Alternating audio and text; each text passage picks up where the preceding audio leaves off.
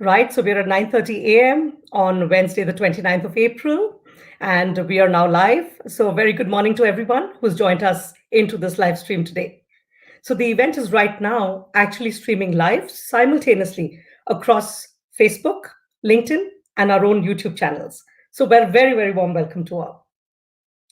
I'm Ruchi Agarwal, Director of Business Development at the Lincoln International Business School, and will be your host for the event today. So as the business school of the region, our work keeps us very close to our stakeholders, like businesses, academics, and students. And we always take great care to ensure that we provide platforms for these groups to share, to learn, and to grow. So now the historic moment in time that we find ourselves in has made us realize the array of innovation and the strength of resilience displayed by our stakeholders. And we just had to create a platform to share, to learn, to grow, and perhaps even to leave a legacy. Resilient Lincolnshire was then conceptualized in partnership with the National Centre for Organizational Resilience. We started an executive education series last week with our academics sharing knowledge about issues that matter to businesses in these times. Today, you are with us for the inaugural episode of the series that we call Resilient Lincolnshire: Business Beyond the Curve. This is conceptualized as a set of conversations with key figures and voices in Greater Lincolnshire, essentially to explore the impact of this moment in history, to recognize the innovation that we're seeing around us, and to examine how we all brace ourselves for that business beyond the curve.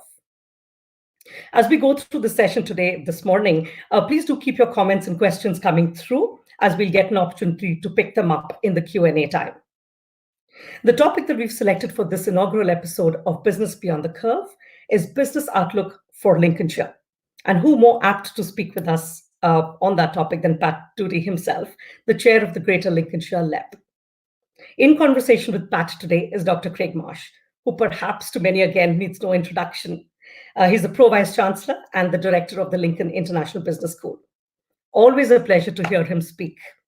And I'm sure today it's going to make for some very, very engaging conversation since he's in conversation with Pat. So welcome, Craig, and lovely to see you here.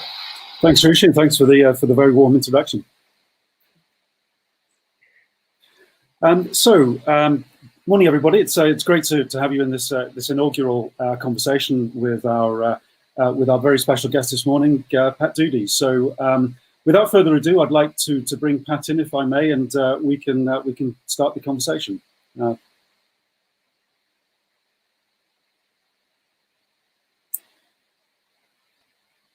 we go. Hello, Pat. There you are. Hi, Craig. Hi, Rishi. How are you? I'm very good, thanks, Craig. Fantastic. So thanks for joining us for this first conversation. And Pat, perhaps we could start just by you've had an interesting journey over the last couple of months, haven't you? So should we just start with the fact that you've just taken this role relatively recently, where you came from, and what it's been like taking on the chair role? Yeah, it's been interesting. I saw myself described in the promotion for this event as an expert. I would never quite call myself an expert, but I am certainly experienced, I hope. So my brief background, I've worked for NatWest Bank for 42 years. I've just taken retirement from that to do a couple of non-exec roles. And that coincided with Ursula, who'd been a very successful chair for the LEP since its inauguration in 2011. It gave me the opportunity to put myself forward for that role because of the time it takes up. And then, of course, this COVID issue followed very closely on the heels of me taking that role. So it's been a baptism of fire. My diary is full every day of phone calls, conference calls with various bodies, webinars such as this, a couple of radio interviews. So it's been full on, Craig, and certainly dropped me really firmly into the seat of chair in a very active way, but very enjoyably. And you know, I have a massive passion for Greater Lincolnshire. I really believe in what we try to do as a LEP here and what people do to support the business community. And I think this crisis has shown that to be ever more the case, as you know, people have supported each other in lots of ways, which I'm sure we'll touch on later. Yeah, fantastic, Pat, and many congratulations on the appointment. You and I have spoken a couple of times since then, but you have certainly arrived at an interesting moment. Yeah. And I may say, I think on behalf of the community, I think it was a very popular choice to have you as thank chair, you. role, given the massive role you've had already actually in the business community in Lincolnshire. So Pat, maybe we could start perhaps by for people who perhaps aren't so familiar maybe with the role of the Greater Lincolnshire Lep. A quick overview maybe of the role of the rep in perhaps in normal times and then how that's impacted. Yeah, so the Greater Lincolnshire Lep covers the area from the Humber to the Wash. You'd recognise it pretty well with all the towns spread disparately across that patch. It's a board of about 18 to 20 people made up of representatives from business and council, local council, district and county levels. The idea being that business is involved in decisioning on where investment takes place in the county.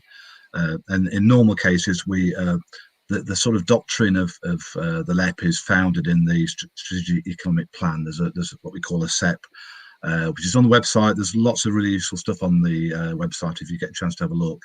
That sets out where we believed the future prospects, economic prospects of the county will best served by way of investment and opportunity.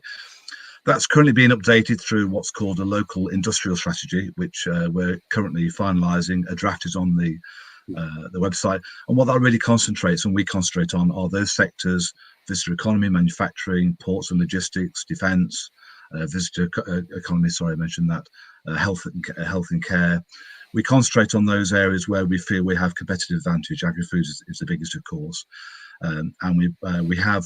For each of those sectors, we have a sub-board made up of local experts, subject matter experts, and we gather information, intelligence and ideas and put that forward into economic delivery. And we co-invest with county council, government through various growth funds in things like the Lincoln Transport Hub, Europark 3 at Grimsby, the Skills Centre at Stanford College, Lincoln Middle School locally, the EMAT Centre at Boston. So road schemes, Grantham Bypass, a lot of infrastructure schemes across the county will have had part of their funding come from the LEP. And that's where business believes that the priority investment should be made in conjunction with our public sector partnerships.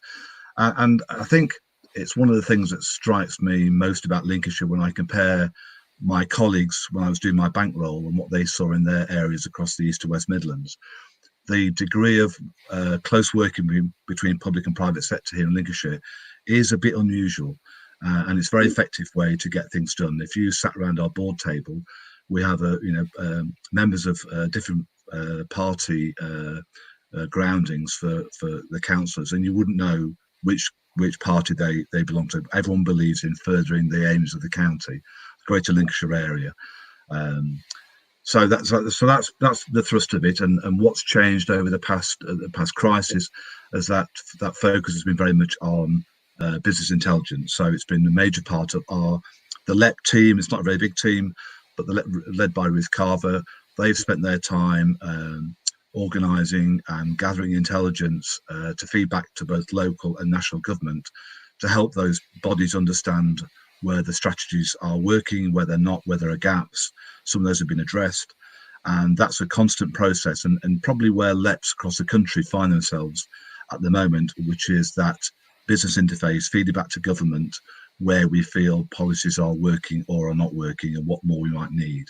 And I joined a call yesterday with other LEP chairs across the West Midlands and East Midlands, joined by Simon Clark, who's one of the government ministers. So we're perpetually feeding back. We have weekly conference calls with the LEP board where we are joined by a government advisor, and they listen to the problems we're facing, food sector problems in terms of gathering crops, furloughing issues. So it's a very busy agenda, Craig, and we hope we're gathering useful intelligence for government and feeding into the local resilience forum, whose job it is not just to concentrate on today's issues, but to help build the economic recovery plan.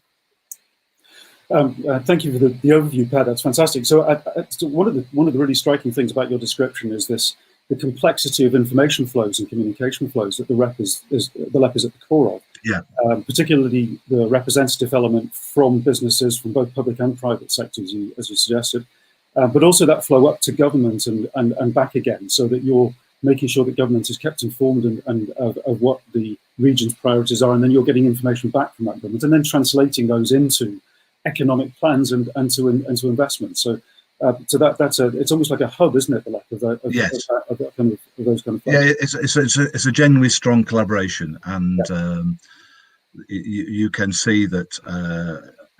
For example, the government relaxed issues on driver hours to enable the food sector to keep the show on the road. So the feedback we give has some direct impacts in terms of tactics as well as strategies.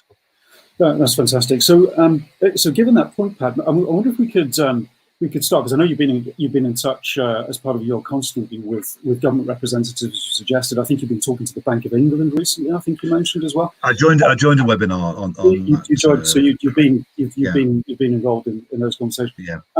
Is it worth perhaps and perhaps I should just say, and to emphasise Richard's point, that anybody who is listening into this, please do put your questions or your comments into the thread, because that's clearly a big part of Pat's role is to be able to get that feedback, and you're incorporating that into your plan. So we will pick those up as and when they come in. So thank you for that. So Pat, maybe perhaps starting with what the weather people would call a general synopsis. So some of the things that you maybe have been picking up in terms of the perhaps we can call them reprioritizing, because you've got the local industrial strategies you said has been developed, and I guess it's in draft format, and this, of course.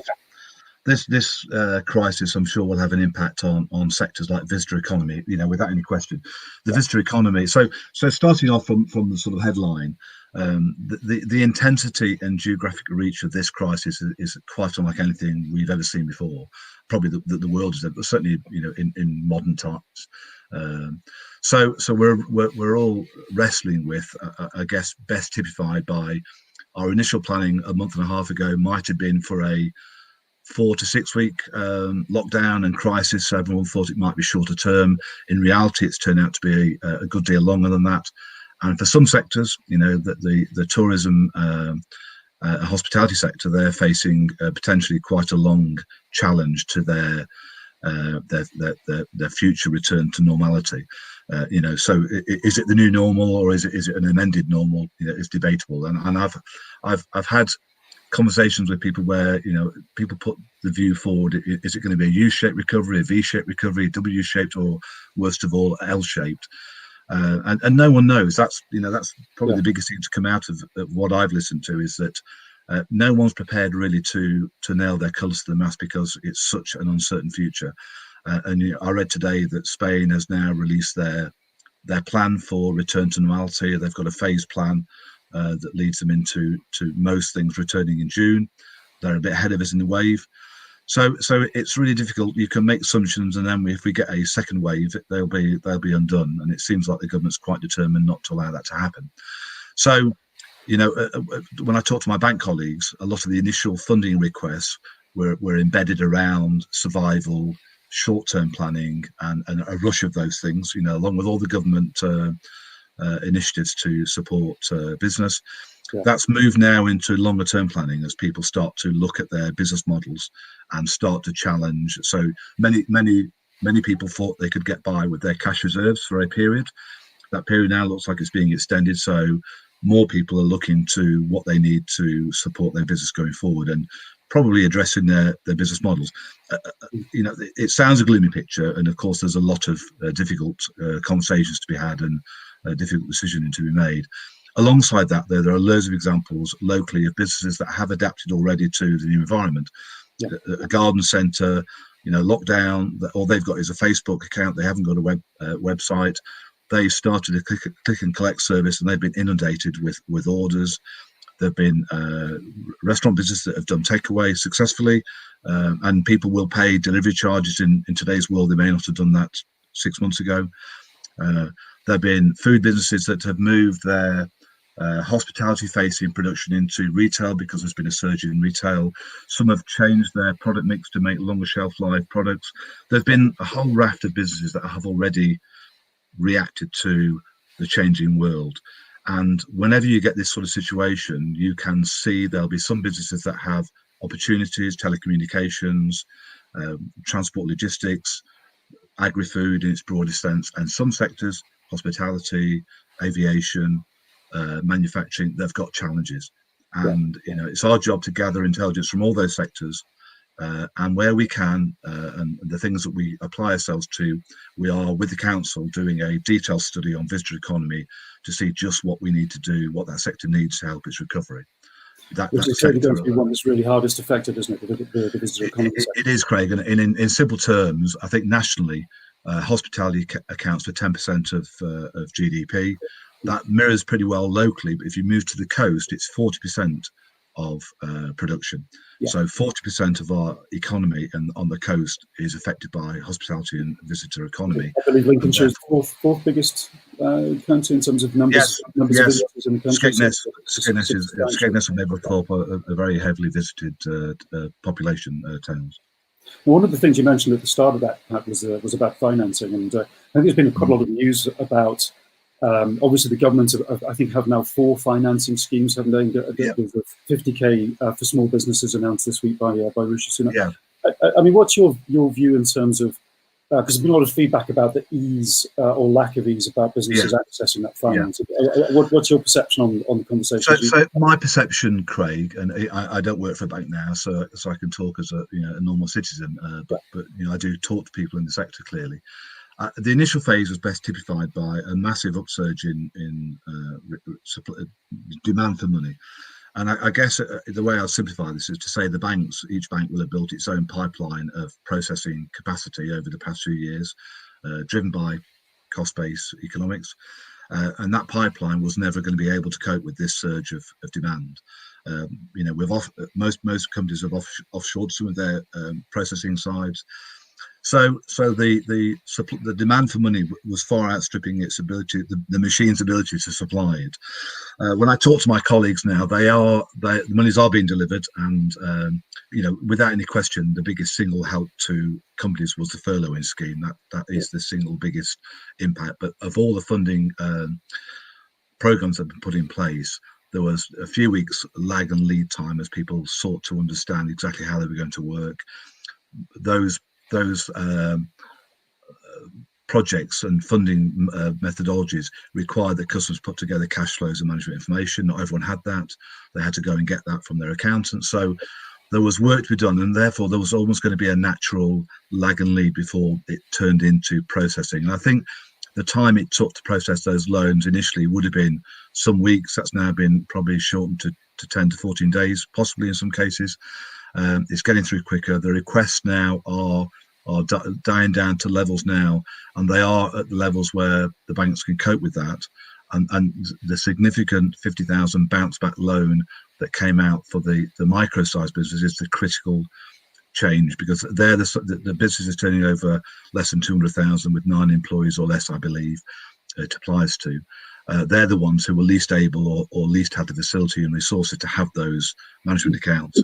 And particularly high proportion of our businesses in Lincolnshire as well. Yeah, and they make up 60-odd% of our business population, as opposed to 40-odd% nationally. So big sector, really big help. Hopefully that now will be fast, and the monies are arriving in customers' accounts. They have been now for a couple of weeks. So hopefully most people now will start to see. And when I talk to bankers, the approval rates are high. Clearly they've got to make decisions about how sustainable a business is going to be, and actually customers themselves don't want to borrow money unnecessarily. Just taking on debt isn't a panacea for everything. You've got to make a decision about whether your business can afford to take on more debt. And is your impression that banks are reducing their risk thresholds a little as well to accommodate those loans, because that's been a big part of it, isn't it, in terms of I think it's more a case, Craig, that when the loans for most businesses are set at 80%, the backing from government is 80%. That still leaves a 20%. Now that requires a credit process, which some countries have gone for 100% backing by government. We have now done that for the smaller end. Where you have 100%, clearly the credit process is very much slicker, and the turnaround time therefore is much quicker. So I don't know that banks are taking any different credit view, and I genuinely don't know to the credit decision: should we lend, should we not lend? I think what's probably key here is if a business goes to the bank with 3 years of losses and wants to have a continuity loan, that's probably quite a tough ask if you can't prove it might turn around. If you've had a blip or a reason why you had a bad year last year or the year before for Brexit or other reasons, then I think they've got an understanding here to turn to that. So actually, broadly the message is, it is good news. The finances are available. The processes are streamlining. Businesses should absolutely take advantage of this from 100%. In the same way, Craig, and one small appeal from me here. The councils have really worked their socks off to get the grants and the £10,000 and £25,000 grants to small business. For people who are in the hospitality sector, it's 25,000, and for others it's 10,000, and they've paid out 161 million pounds to date to 66% of eligible businesses. There are still a good number who qualify for a £10,000 or £25,000 grant who have not yet applied for it. When you ask why is that, some people aren't going to apply for reasons that that they will have decided. A good number of people still aren't aware that they are eligible for it, and it may be because that the only communication route the council have is their postal address. Because of lockdown, they're not at that address, and there's a letter there, waiting for them to say, please apply for this grant. It's available. They're paying them out really quickly, and they're very keen to talk to any potential eligible businesses. So it may just be a technical issue, if I can call it that, that's actually stopping them being able to. I think in such a disparate county, such a geographic, we don't have that many clusters of people who will tell somebody, have you applied for your loan? And when you're down to some of the very small businesses, their communication routes aren't necessarily online, and they aren't necessarily seeing the social media campaign that's asking for their contact point. This is all bedded in how they set up their accounts with the council and what communication links they have. Is it postal? Is it online, etc.? Yeah, okay, that's right. And I think the second part of what you were saying a little earlier is about the way that businesses are reacting. And we've seen this range of scenarios, haven't we? I mean, some businesses by necessity have almost gone into hibernation. They just like to shut themselves down for a while.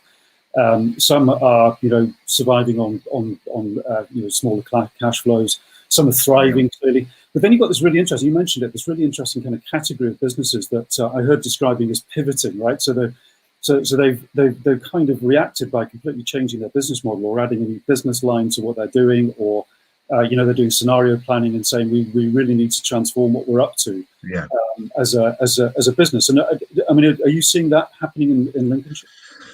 Yeah, we're seeing. I mean, there's various incarnations of that. So you see it from the very micro end.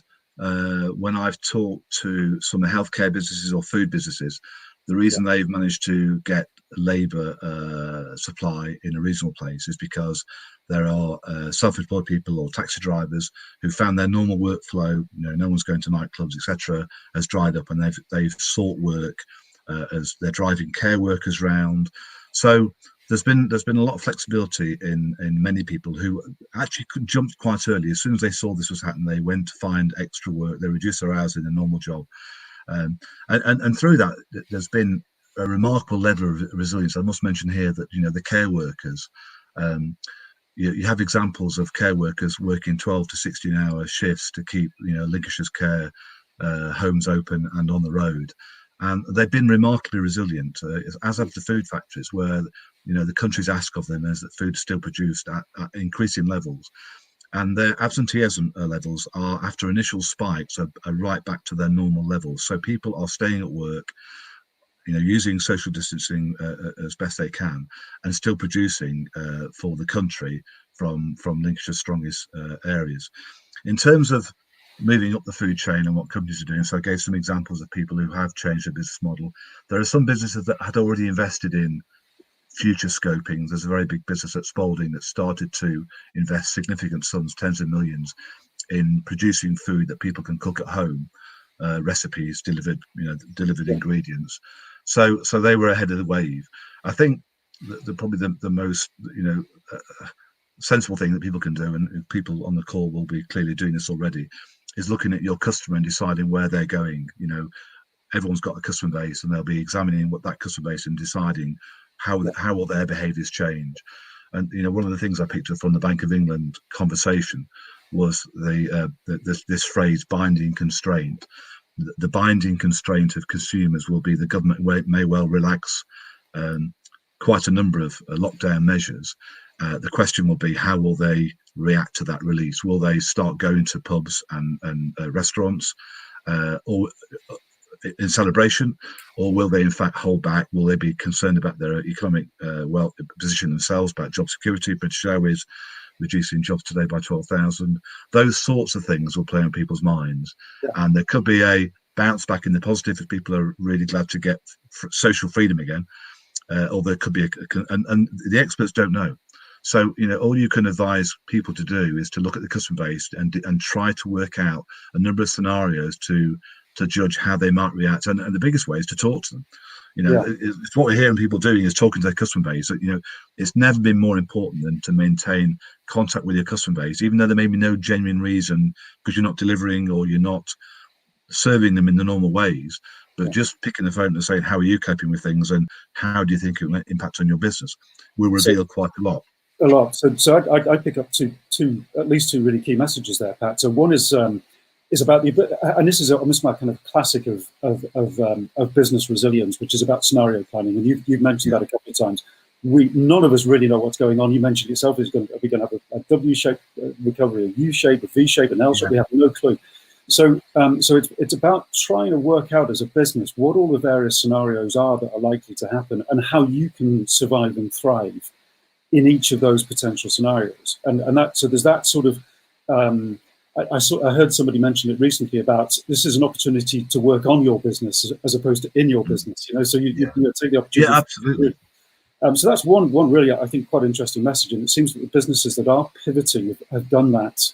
And individuals have as well. You're talking about individuals who've themselves been resilient by shifting their work from one sector to another because they could see it. They could see this coming. So it's almost like individual scenario planning as well as a business plan. And then the second one that you mentioned, which is critical, is consumer behavior, right? So this is what you're picking up is that how consumers react to this is going to be absolutely critical as to which of those scenarios you can then deploy. So being in touch with your customers, and maybe there's some work that we can think about as well in terms of understanding that. Perhaps the University of the Left, thinking a little bit about what we do in Lincolnshire to get some idea of consumer patterns and what that's likely to be. I think, Craig, we've touched on this before, that we'd be interested in talking about what the university could do to examine local consumer behaviour expectations. So one of the things that we would like to believe is possible is that when the lockdown is released, the East Coast economy will gain from staycation. And that was deemed to be something we thought we'd see with Brexit. I'm not sure we did. So, the East Coast, as much as it's been very badly affected by the current situation, and you can imagine there are some businesses there that have just closed their doors at the time of year they'd be most busy. So they're really quite critical impacts. If people don't feel confident to fly, they will still want the holidays, and we would hope they would visit this county as an opportunity. But it's examining our own consumer behaviours to determine what sort of changes, and some of those changes are going to be fundamental. We will, I'm sure we'll touch on home working as one of the things that fundamentally has shifted, and there are companies who are taking advantage of that. We're hearing already that some larger companies are already examining the opportunities that brings them in terms of their resource and physical footprint planning. That if people prefer to work from home, and I think many people who are trying it for the first time will feel it's more efficient. You lose travel time. Yes, you do lose some team benefits, but you don't have to work from home every day. But the benefits, I think, for a lot of people will outweigh the detriment of working from home. So I think we'll see a shift to home working as a permanent feature. And I'm sure there'll be many other more permanent, and it's people who are working on that opportunity and where that's going to lead to, that will start to take advantage of the upturn when it does come, because it clearly will come. There'll be a return to normality. If we get a vaccine, then next year could well be a very strong year of return to normality.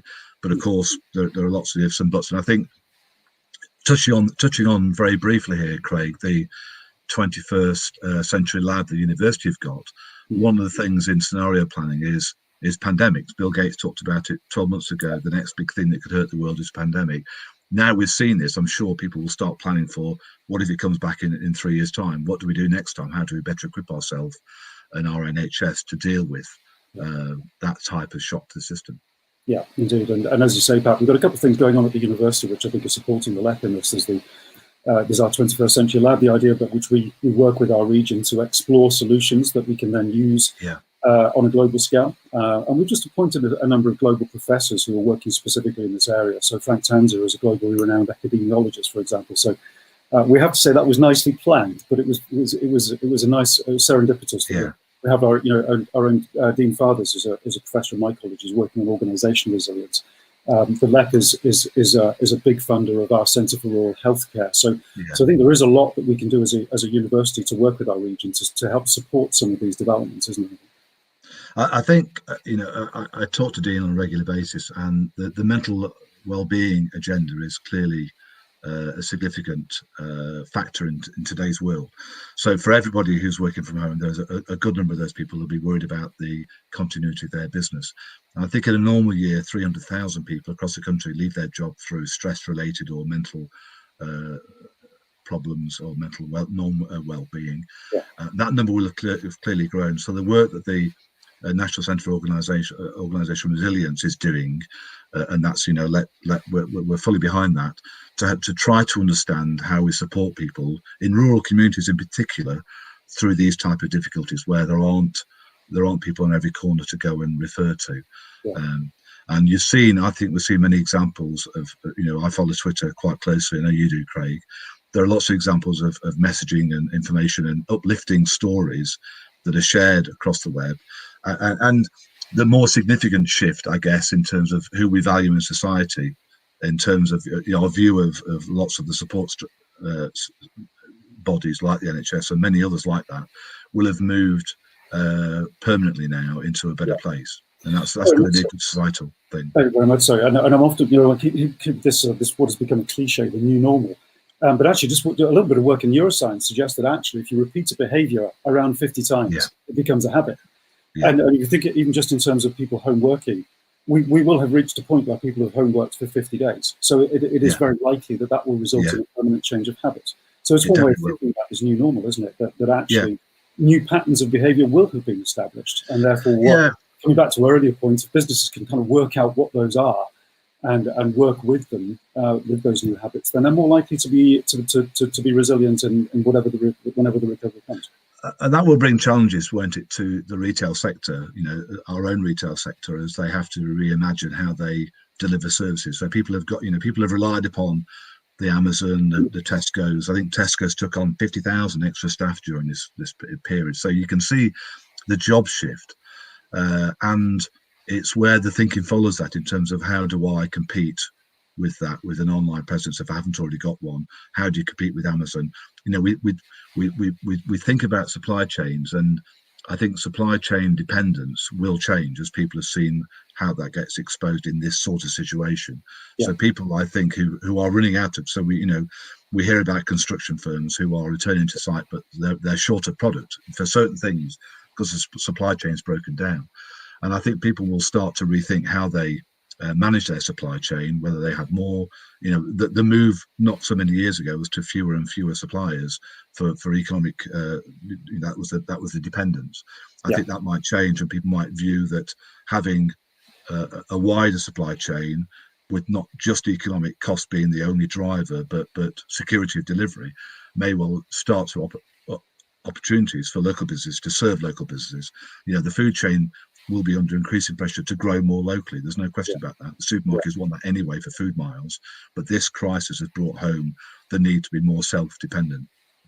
And there are actually some, in terms of some of those insights, Pat, that you mentioned, I think there's some fundamental things about businesses that thrive and some that don't thrive. I mean, you go back in history, there are plenty of opportunities for where an industry has shifted fundamentally and a business has had to transform itself to be able to react to that. So there are some things there that aren't new about how businesses innovate and transform according to the circumstances. I think that's kind of what we're talking about in a sense, isn't it?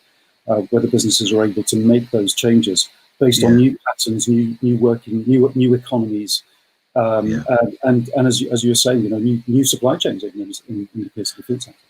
Yeah, and we come across these points in time, industrial revolution, industry 4.0, where people rethink how they do things. This in its own right will create new thinking. People will be doing it already, as to how you have a resilient business.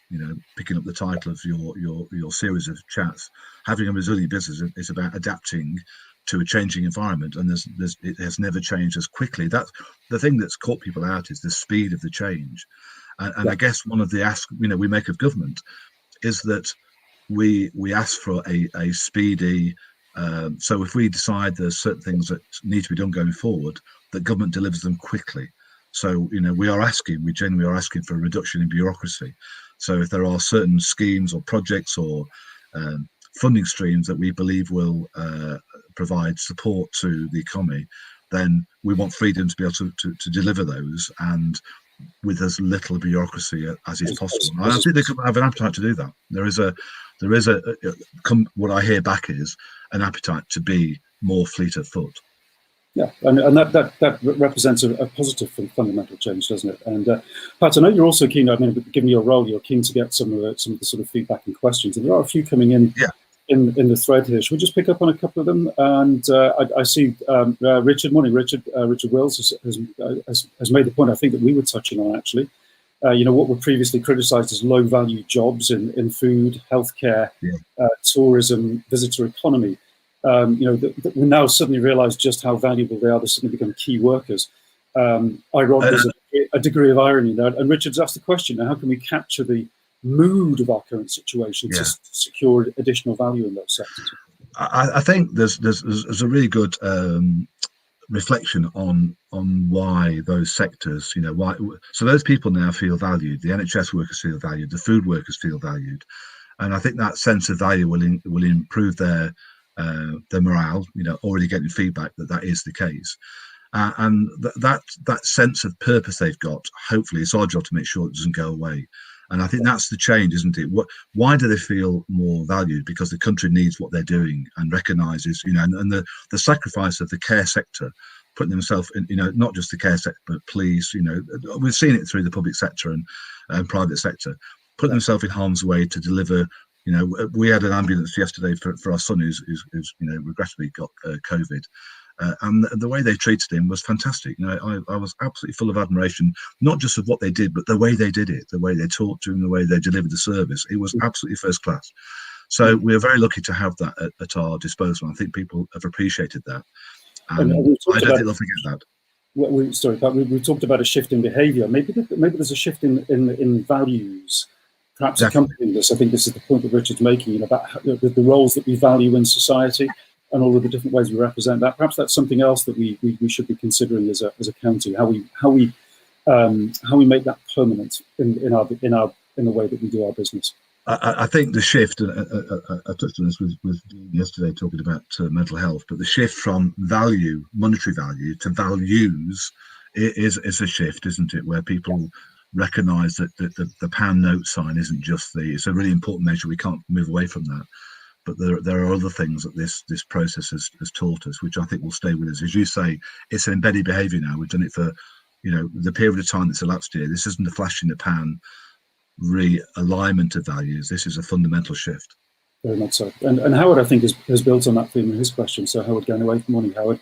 So he's asked about, the significant changes in terms of remote working. We discussed that, expansion of artificial intelligence. We were saying that our broadband has been quite resilient, actually. It seems to have. It has. Yeah, it's one of the things we concern ourselves with early days to check it was performing. I think that genuinely, it's not perfect. We're 95% coverage. So I know, Craig, one of your colleagues who suffers in one of the corners of the Greater Lincolnshire area.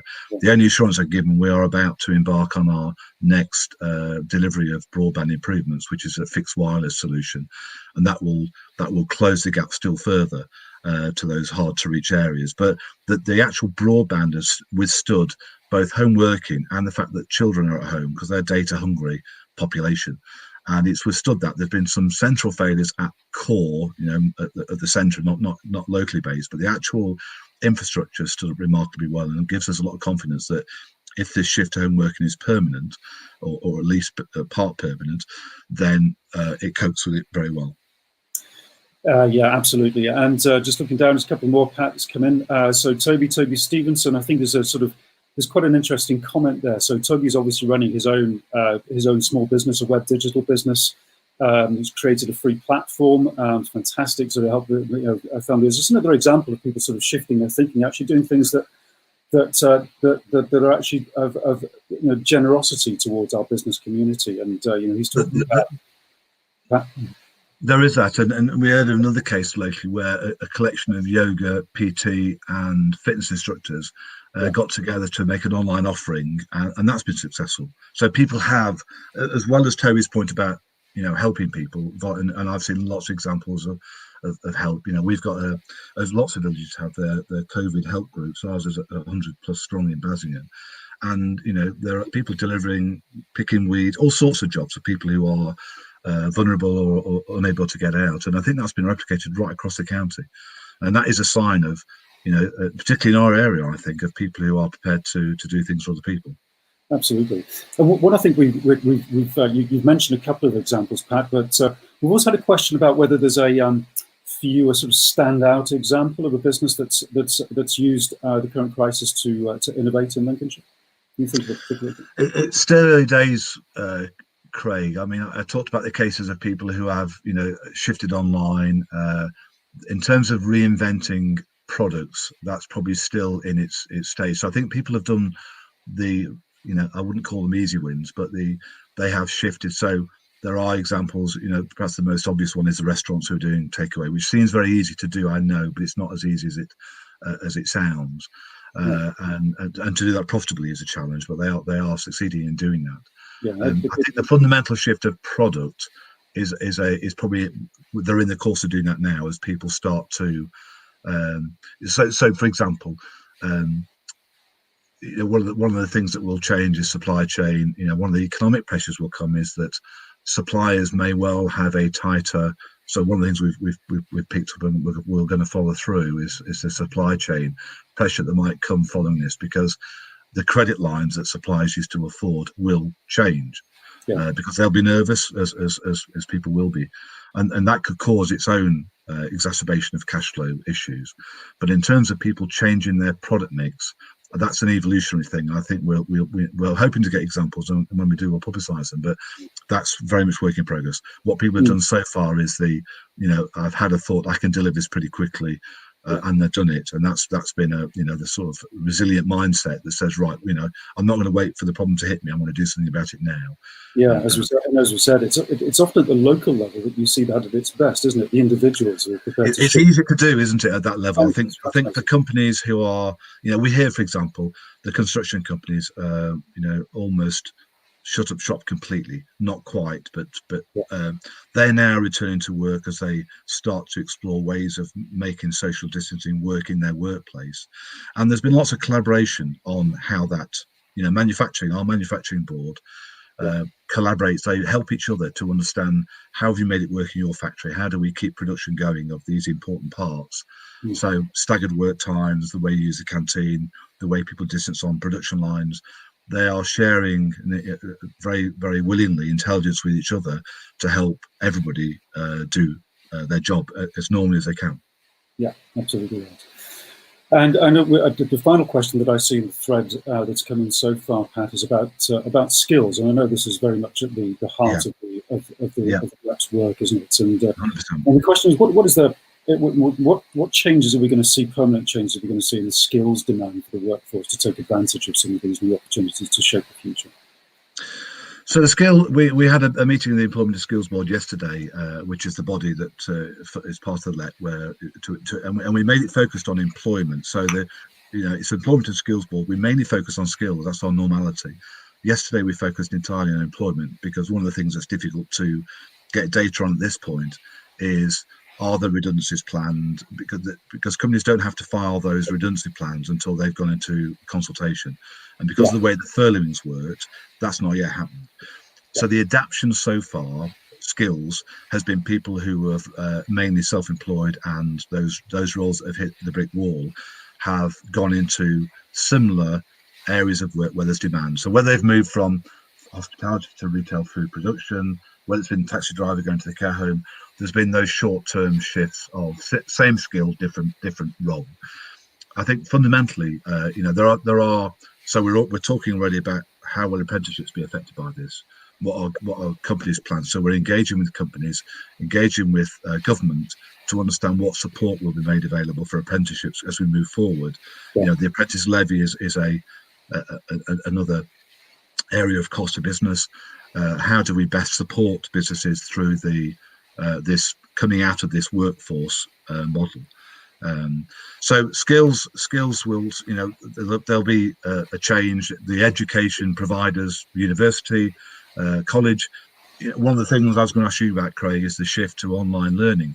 Yeah. That is the universities and colleges move very quickly to, we talked about it at the last board meeting. It was face-to-face board meeting at the business school about how quickly the university was going to adapt online learning.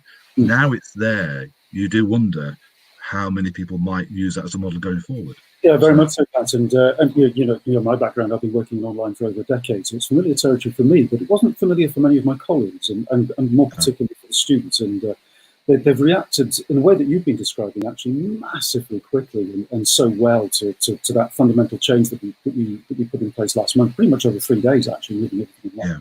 And actually, the key word for us is agility of learning delivery. So we think that what we'll see in the future, again, is a permanent shift towards a combination of face-to-face, distance, blended online delivery, which can only benefit, I think, the educational experience for our students. And I think schools, of course, and colleges are also likely to be experiencing that. People will become much more familiar with being able to learn effectively when you're not physically present in a classroom. So we do see that as it's one of the scenarios we're planning for as a university, certainly. Yeah. So the whole skills piece, we have a skills board made up of education providers, both independent and college level and university level, and large employers.